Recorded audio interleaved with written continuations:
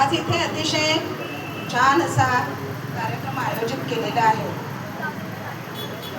आमची सूत्रसंचालिका छान लाडका शब्दप्रयोग वापरते।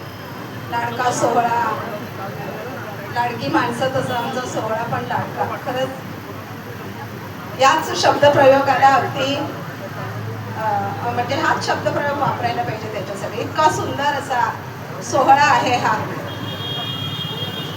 तर अशा या छान सोहळ्यासाठी इथे उपस्थित असलेले